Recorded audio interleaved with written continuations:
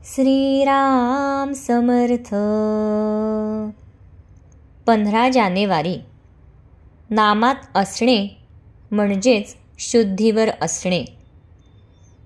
दारुड्यांच्या मेळाव्यात सारेच दारूच्या धुंदीत असतात, पण त्यातल्या एखादा दारू न प्यालेला असला तर बाकीचे दारुडे त्याला हा शुद्धीवर नाही असे म्हणत असतात.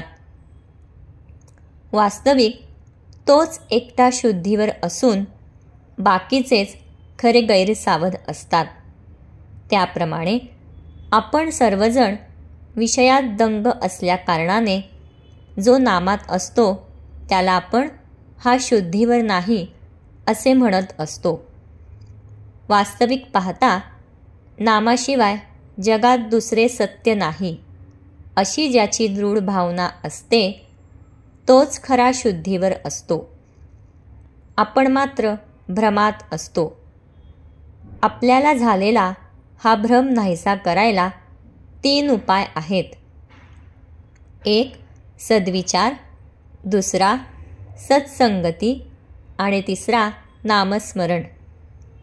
भगवंताचा विचार हाच खरा सद्विचार.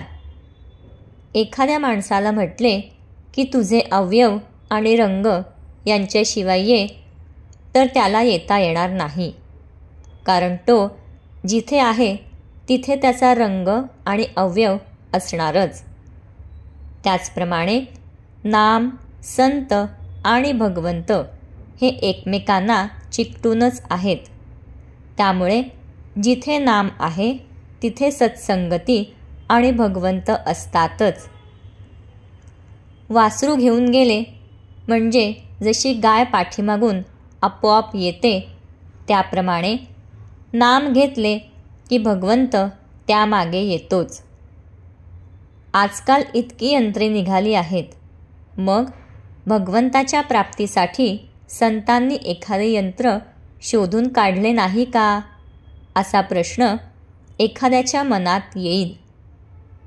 तर त्याचे उत्तर सोपे आहे. असे यंत्र संतांनी केव्हाच शोधून काढले आहे. त्या यंत्राचे नाव आहे रामनाम. हे यंत्र सर्वांना मिळू शकते, सर्वांना वापरता येते, शिवाय ते कधीच गंजत नाही.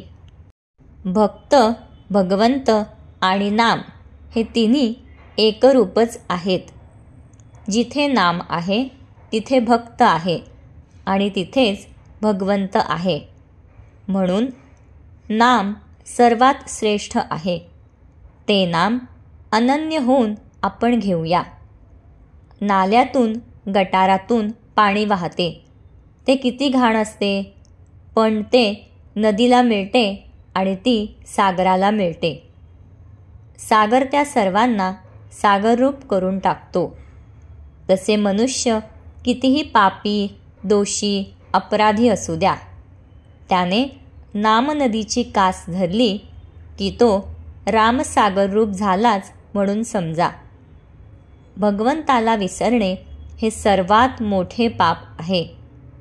नामाने भगवंताचे स्मरण होते, म्हणून नामाने पाप नाहीसे होईल. अनाथ शब्द नाथा वाचून नाही आणि नाथाला अनाथा वाचून नाथत्व नाही. राम सर्वांचा नाथ आहे.